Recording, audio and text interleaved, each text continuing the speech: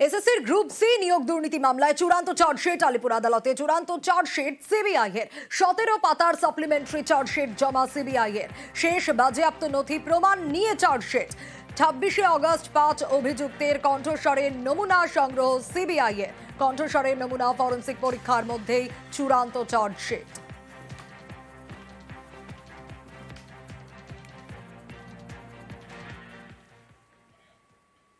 বাংলা বলায় বাংলাদেশি তকমা, ভিন রাজ্যে হেনস্থার শিকার বাংলার পরিযায়ী শ্রমিকরা।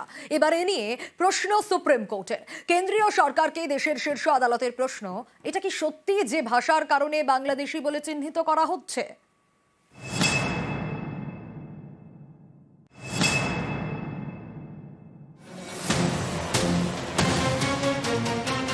ভিন রাজ্যে বাংলা বলায় হেনস্থার শিকার এ রাজ্যের পরিযায়ী শ্রমিকরা। বাংলাদেশি বলে দাগিয়ে দেওয়ার চেষ্টা, কাউকে রাখা হচ্ছে ডিটেনশন ক্যাম্পে, কাউকে পাঠিয়ে দেওয়া হচ্ছে বাংলাদেশে। এরকম নানা অভিযোগ। এবার এ নিয়ে প্রশ্ন সুপ্রিম কোর্টের। শুক্রবারের শুনানিতে দেশের শীর্ষ আদালত কেন্দ্রীয় সরকারের কাছে জানতে চায়, এটা কি সত্যি যে ভাষার কারণে বাংলাদেশি বলে চিহ্নিত করা হচ্ছে? দেশে অনুপ্রবেশের ঘটনা ঘটছে, এটা অস্বীকার করার জায়গা নেই। বিষয়টি জাতীয় স্বার্থের সঙ্গে জড়িত, কিন্তু পাঞ্জাব এবং বাংলার একটি অতীত আছে। আমেরিকা থেকে কিভাবে ডিপার্টেশন হচ্ছে সেটা সবাই দেখেছেন। আপনারা কি আমেরিকার মতো ডিপার্টেশন করতে চান? এটা খুব জটিল বিষয়, আন্তর্জাতিক উদ্বেগের বিষয়। গত কয়েক মাসে একাধিক বাঙালি পরিযায়ী শ্রমিককে জোর করে বাংলাদেশে পাঠানোর অভিযোগ সামনে এসেছে। মালদার বাসিন্দা আমির শেখকে ফেরানো হয়েছে। এখনো বাংলাদেশে আটকে রয়েছেন বীরভূমের সোনালী বিবি। অভিযোগ, অন্তঃসত্ত্বা সোনালীকে জোর করে বাংলাদেশে পাঠিয়ে দেওয়া হয়। শুক্রবার পশ্চিমবঙ্গ পরিযায়ী শ্রমিক ওয়েলফেয়ার বোর্ডের দায়ের করা মামলার ভিত্তিতে শুনানি চলছিল সুপ্রিম কোর্টে। বিচারপতি সূর্যকান্ত, বিচারপতি জয়মাল্য বাগচি এবং বিচারপতি বিপুল এম পাঞ্চলির বেঞ্চে। তখনই সোনালী বিবির প্রসঙ্গ তোলেন পরিযায়ী বোর্ডের আইনজীবী প্রশান্ত ভূষণ। তিনি বলেন, অনুপ্রবেশকারী প্রমাণ হওয়ার আগে শুধুমাত্র সন্দেহের বশে কিভাবে কাউকে বাংলাদেশে পাঠিয়ে দেওয়া যেতে পারে? একটি নির্দিষ্ট ভাষায় কথা বললেই তাদের বাংলাদেশি বলে দেওয়া হচ্ছে, বাংলাকে বাংলাদেশি ভাষা বলে উল্লেখ করা হচ্ছে। সংশ্লিষ্ট রাজ্যের বক্তব্য জানার আগেই তাদের ডিটেনশন ক্যাম্পে পাঠিয়ে দেওয়া হচ্ছে। বিভিন্ন রাজ্যে হাজারের বেশি ডিটেনশন ক্যাম্প। পরিযায়ী শ্রমিকদের মধ্যে আতঙ্ক ছড়িয়েছে। গুজরাটেও একই ঘটনা হচ্ছে। এই মামলায় গুজরাটকেও যুক্ত করা হোক।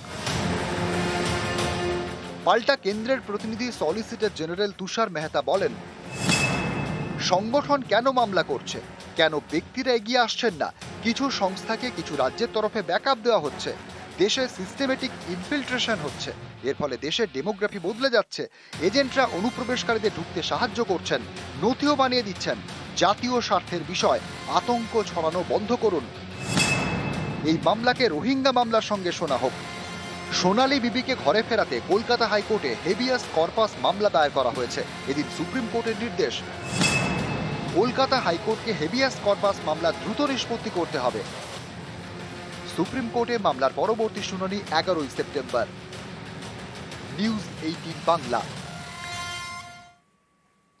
ফের বাংলার বাইরে বাংলা বলায় আক্রান্ত, বাংলাদেশি তকমা দিয়ে মার বাংলার পরিযায়ীকে। বিজেপি শাসিত ওড়িশায় ফের আক্রান্ত বাংলার শ্রমিক। ভুবনেশ্বরে মারধর, মুর্শিদাবাদের 8 পরিযায়ীকে। আক্রান্তরা ভগবানগোলার হাসপাতালে ভর্তি।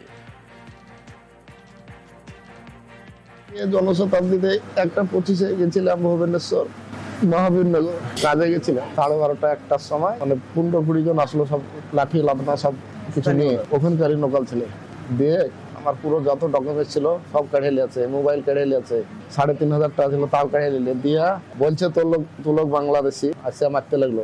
পুলিশ এলো 4টার সময়। পুলিশের সামনে বলছে দিয়ে লোক গরু চুরি করতে এসেছিল, অন্য নিয়ম লাগিয়ে দিল, মানে চেঞ্জ করে দিল কথা। পুলিশও আমাদেরকে মারলো। পুলিশে মারার পর থানা তুলে নিয়ে যায়, এমনি সাদা কাগজে আমাদেরকে সই করিয়ে বলছে যে যদি বাঁচার ইচ্ছা থাকে তো উড়িষ্যা তাড়াতাড়ি ছাড়। মহারাষ্ট্রে নিখোঁজ বাংলার পরিযায়ী, নিখোঁজ ফাঁসি দেওয়ার পরিযায়ী শ্রমিক। মহারাষ্ট্রে আক্কালকোটে গিয়ে কাজে গিয়েছিলেন আর সেখান থেকেই নিখোঁজ। 22 অগস্ট থেকে নিখোঁজ ফাঁসি দেওয়ার পরিযায়ী। আক্কালকোট থানায় অভিযোগ, সহকর্মীদের ছেলেকে ফেরাতে প্রশাসনের কাছে আর্জি মায়ের। কাজে গেছে, কাজে থাকে, ওইখান থেকে হারে গেছে। 4 জন গেছে একসাথে, 2 জন বার হয়ে আসলো। একটা ছেলেকে পাওয়া গেল, ওই ছেলেটাকে এখন পাওয়া যায় না।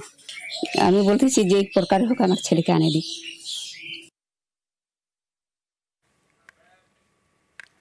বিজেপি বিধায়কের অনুপ্রবেশের অভিযোগ তোলায় শোকজ। অশোক কীর্তনিয়ার পরিবারের বিরুদ্ধে অনুপ্রবেশের অভিযোগ তুলে মতুয়া মহাসংঘের লেটার হেডে নালিশ। বনগাঁর মহকুমা শাসকের কাছে নালিশ করায় শোকজ। মহকুমা কমিটির সম্পাদক প্রসেনজিৎ বিশ্বাসকে শোকজ করলেন মতুয়া মহাসংঘের প্রধান মমতা বালা ঠাকুর। অনুমতি ছাড়াই পদক্ষেপ নেওয়ায় শোকজ বলে দাবি। মমতা সঙ্গে সেক্রেটারি, প্রেসিডেন্ট, আমি কিছুই জানি না। সেটা করে থাকে কে বিধায়ক, কে সেটা নিয়ে আমাদের না, সে বিজেপি তারা বুঝে নেবে। 2002 সালের কার নাম আছে কি না আছে সেটা লিগালভাবে যখন হবে সেটাই করবে। কিন্তু অল ইন্ডিয়া মতো মহাসংঘের লড়াই নিঃশর্ত নাগরিকত্ব ছিল এবং সেটা মানে বড় মা বিনাপাণি ঠাকুর, গোপীকৃষ্ণ ঠাকুরের নেতৃত্বে চলেছে এবং আগামীতে আমার নেতৃত্বে এখনও ওরা চলছে। এটা এই লড়াই চলবে। তো সেখানে দাঁড়িয়ে অল ইন্ডিয়া মতো মহাসংঘ এরকম করে যেটা করেছে প্রসেনজিৎ, সেটাকে আমরা অল ইন্ডিয়া মতো মহাসংঘ সেটা আমরা জানার পরে শোকেস করেছি যে এটা এইভাবে করতে পারো না তুমি। শোকজ নয়, সাসপেন্ড করা উচিত ছিল বলে তো বিধায়কের। প্রসেনজিৎ বিশ্বাস যেটা বলেছিল সম্পূর্ণ মিথ্যা কথা বলেছে। মমতা বালা যিনি তৃণমূলের সাংসদ, উনি তো উদ্বাস্তুদের ভালো চায় না। উদ্বাস্তুদের যদি ভালো চেতেন, প্রসেনজিৎ বিশ্বাসের মতন একজনকে অল ইন্ডিয়া মতো মহাসংঘের সাধারণ সম্পাদকের পদে রাখতেন না। কারণ এই প্রসেনজিৎ বিশ্বাসী উদ্বাস্তু পরিবারের লোকদের পদে পদে হ্যারাসমেন্ট করাচ্ছে। কিন্তু আমার ক্ষেত্রে পুরো ফলস কেসে ফেসে গিয়েছে। মমতা বালা ঠাকুরানির কাছে আমার প্রশ্ন, আপনি যদি এই সম্প্রদায়ের ভালো চেতেন, শোকজ না, আপনাকে ওকে সাসপেন্ড করলে তবে যোগ্যতম জবাবটা হতো। অনুমতি চাওয়ার জন্য ফোন করেছিলেন বলে পাল্টা দাবি। শোকজের পর দাবি মতুয়া মহকুমা কমিটির সম্পাদকের। 14 তারিখে সম্ভবত ডেপুটেশনটা করেছিলাম। তার আগে আমি 12 তারিখ রাত্রিবেলায় আমি বিকেল বেলায় ফোন করি মার কাছে পারমিশন নেওয়ার জন্য, কিন্তু উনি ব্যস্ত থাকার জন্য আমি আর ফোনে ওনার সঙ্গে কথা হয়নি। এটা সত্যি কথা, এটা আমি বনগাঁ মহকুমা কমিটির পক্ষ থেকে আমি ডেপুটেশনটা করেছি। আমি যেহেতু একজন আইনজীবী, দেশে যে হারে এসআইআর নিয়ে সাধারণ মানুষ ভীত সন্ত্রস্ত হচ্ছে, সেই জন্য আমি এইটাই বলতে চেয়েছি যে একজন বিধায়কের এই অবস্থা, তার বাবার নাম ভোটার লিস্টে নেই 2002 সালে, সাধারণ মানুষের কোনো ভয় নেই, এই মেসেজটা দেওয়ার জন্য আমি করেছি। আর যদি আমি কোনো ভুল করে থাকি তার জন্য সংগঠন যা তার পদক্ষেপ নেওয়ার নেবে, আমি তার উত্তর আমি দেবো।